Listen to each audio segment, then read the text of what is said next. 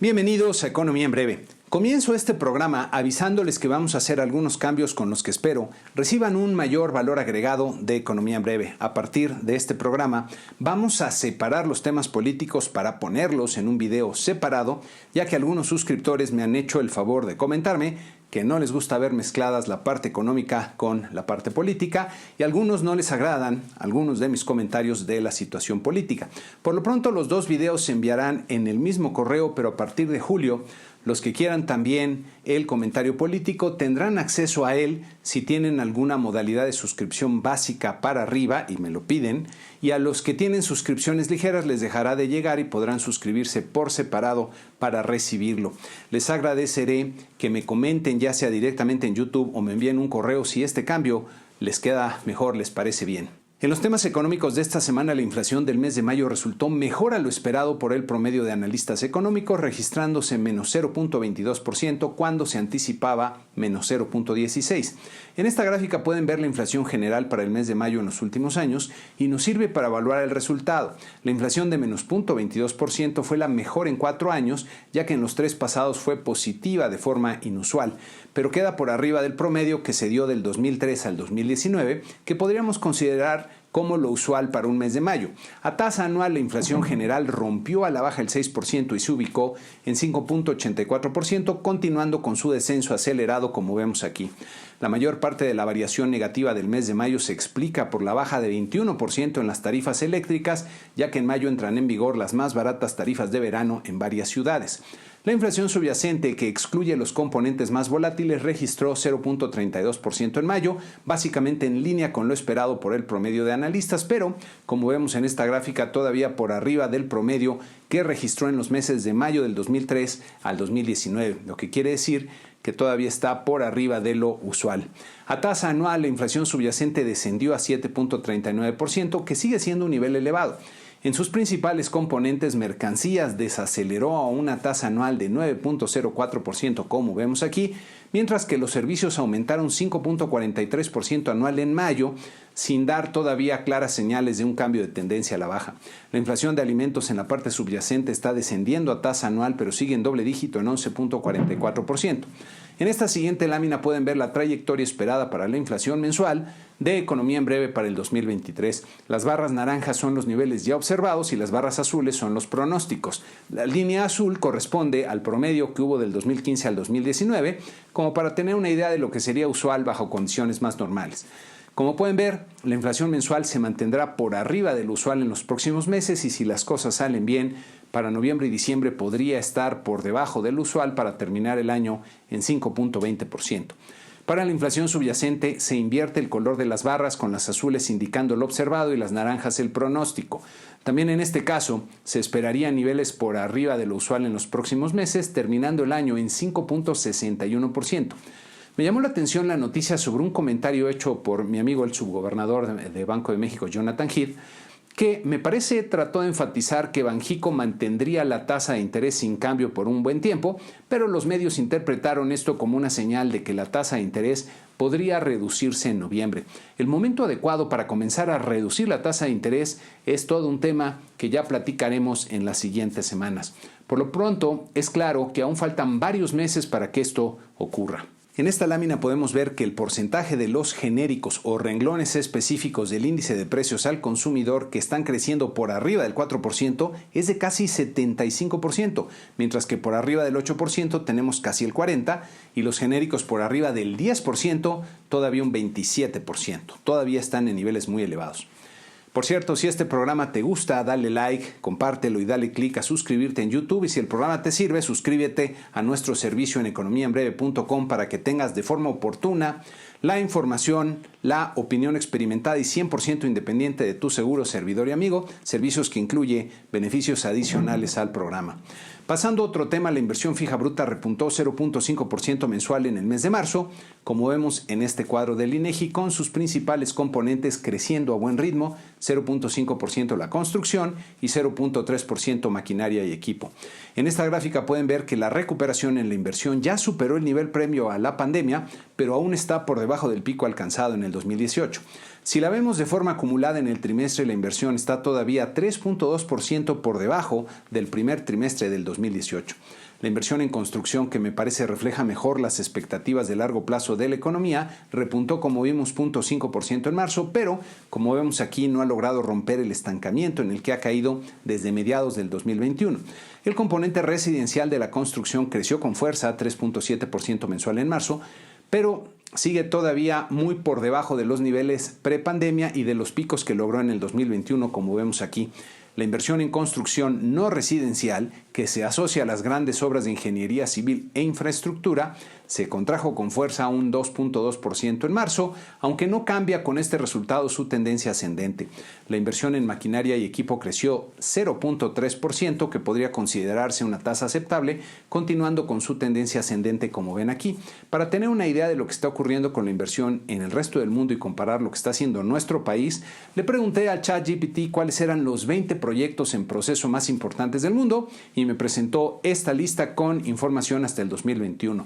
Como podemos ver, las hidroeléctricas son los proyectos importantes más frecuentes, aunque también podemos encontrar puentes, trenes de alta velocidad, un puerto, una ciudad inteligente, una central nuclear, un par de gasoductos, sistemas de transporte metro, una planta de energía solar y un proyecto de extracción de petróleo y gas. Cuando vemos que en México la inversión se está recuperando, hay que preguntarnos en qué estamos invirtiendo y qué tanto aumentará la producción y la productividad de la economía en el futuro, lo que nos servirá para saber si lo estamos haciendo bien o no. Por lo que veo, nadie se está preguntando eso, pero las respuestas nos van a llegar en los próximos años y no de una forma amable. También en la semana se publicaron las cifras del consumo privado del mercado interior, de acuerdo con el cuadro del INEGI que pueden ver aquí.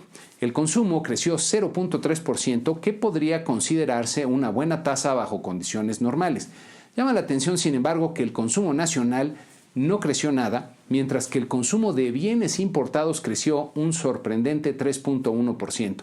Si vemos la gráfica del consumo en bienes importados, podemos notar un marcado cambio de tendencia del 2022 a la fecha, con una aceleración importante, lo que podría ser un indicio de que el tipo de cambio se encuentra ya en niveles de sobrevaluación.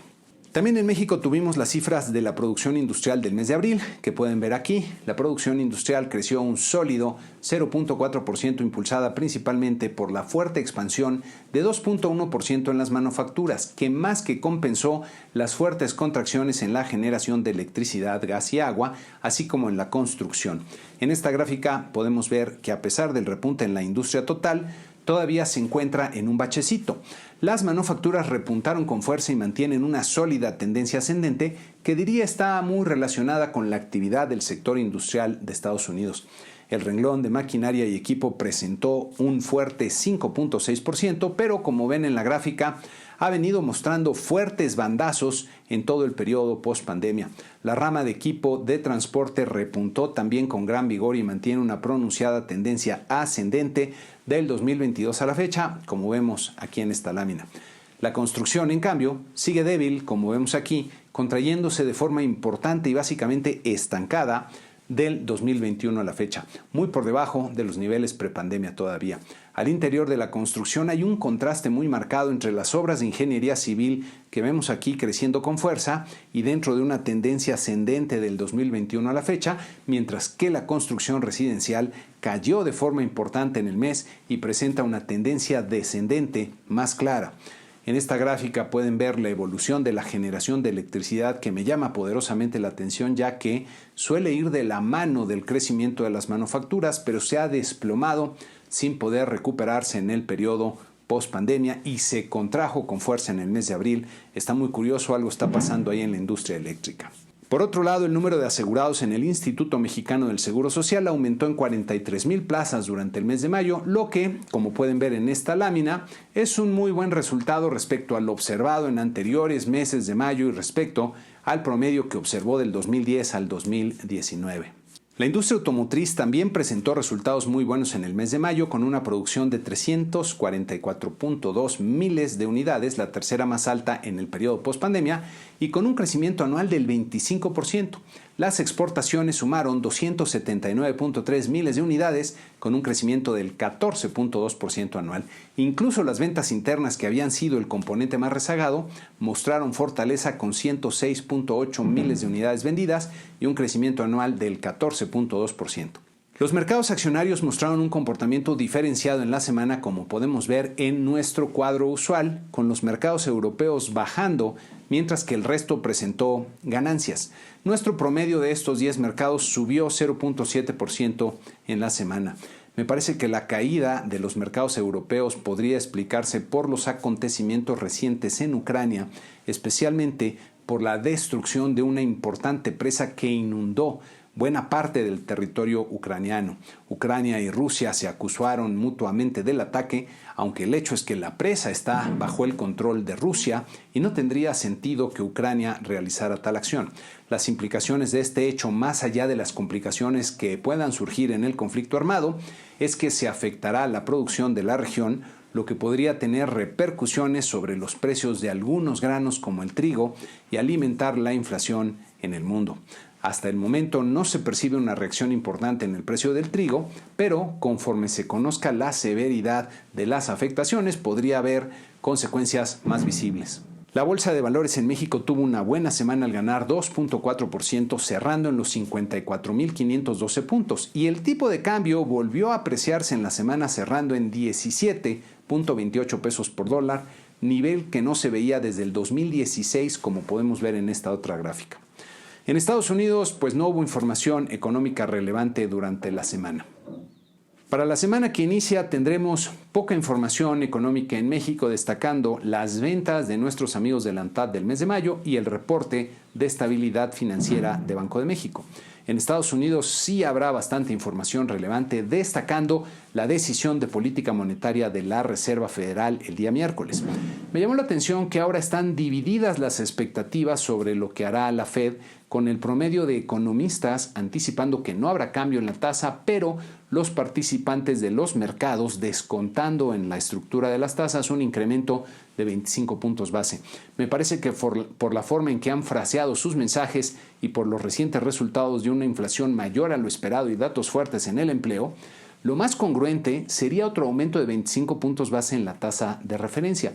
Me parece que los economistas que anticipan que la Fed se detendrá están poniéndole mucha atención al impacto que tendrá la emisión de bonos que el Tesoro de Estados Unidos tendrá que salir a hacer para reponer su caja y hacer suficiente colchón para que estos próximos 2 años tenga lo necesario, lo que en un entorno de reducción de liquidez por parte de los bancos centrales impulsaría al alza las tasas de interés de sus propios instrumentos, pero sobre todo de los que pagan los corporativos y las empresas.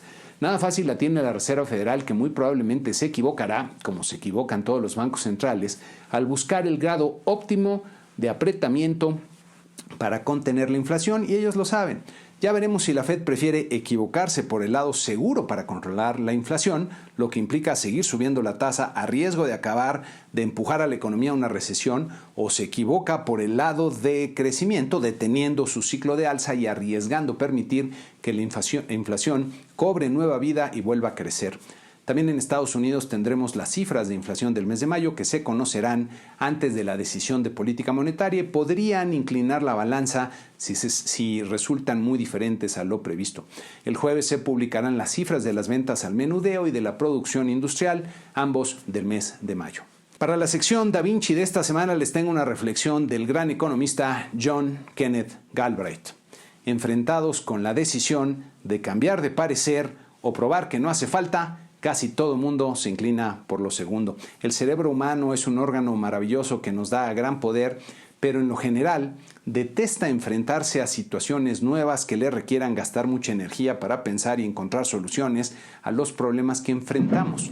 Increíblemente es más fácil para la gran mayoría de las personas racionalizar que se está bien en una situación incluso de sufrimiento que atreverse a hacer un cambio que es incierto. El progreso es resultado de la creación e implementación de buenas ideas que funcionen. Pero si las personas prefieren creer que no hace falta cambiar, entonces el progreso se muere. Antes de terminar, los invito a poner comentarios respecto al programa directamente en YouTube y que me envíen sus comentarios y sugerencias a nuestro correo de contacto que pueden ver aquí. A todos mis suscriptores les reitero mi agradecimiento, y a los que todavía no lo son, los invito a visitar nuestra página para suscribirse al programa y estar bien informados sobre el acontecer económico, que hoy es más importante que nunca, y formar parte de la familia de suscriptores de Economía en Breve. Con eso terminamos el programa 318. Muchas gracias y que tengan una excelente semana.